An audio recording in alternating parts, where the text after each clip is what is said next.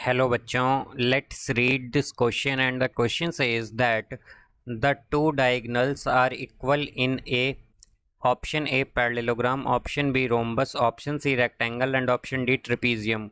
तो आइए अब इस क्वेश्चन को यहाँ पर हम सॉल्व कर लेते हैं। इस क्वेश्चन में हमसे कहा गया है कि हमें बताना है कि जो डायगोनल्स होती हैं वो किस में इक्वल होती हैं यहाँ पर।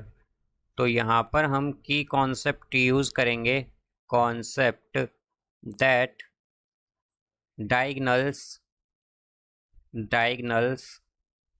may or may not be equal in parallelogram. तो पैरेललोग्राम में क्या होता है, हमारे पास डायगोनल्स इक्वल हो भी सकती हैं और नहीं भी। तो इसलिए हम ऑप्शन ए के लिए क्या कहेंगे कि यहाँ पर हमें कंफर्म नहीं है कि वहाँ पर हमेशा इक्वल ही हो, नॉट इक्वल भी हो सकती हैं डायगोनल्स। तो हम क्या कहेंगे कि ऑप्शन ए हमारा इनकरेक्ट है। अब अगर हम ऑप्शन बी देखें तो ऑप्शन बी है हमारा रोम्बस। तो रोम्बस में क्या होता है कि डायगोनल्स जो हैं, diagonals bisect each other at right angle.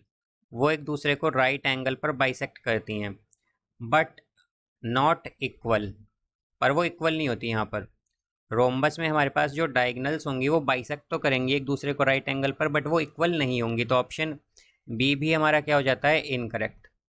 अब ऑप्शन सी अगर हम देखें तो वो है हमारे पास रेक्टेंगल। तो रेक्टेंगल में क्या होता है, डायगोनल्स जो होती हैं हमारी इन रेक्टेंगल डायगोनल्स आर इक्वल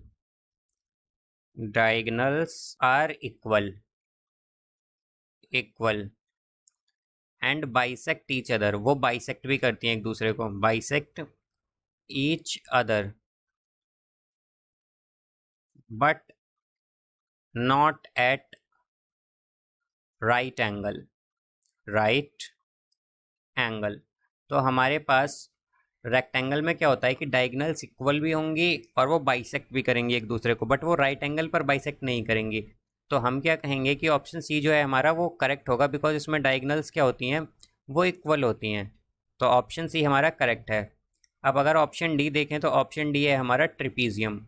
तो ट्रिपीजियम में क्या होता है, डायगोनल्स जो होती हैं इंटरसेक्ट करती हैं एक दूसरे को, diagonals intersect each other proportionally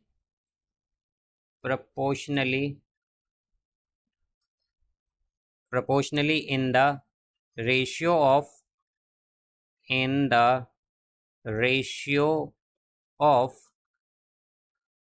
parallel sides।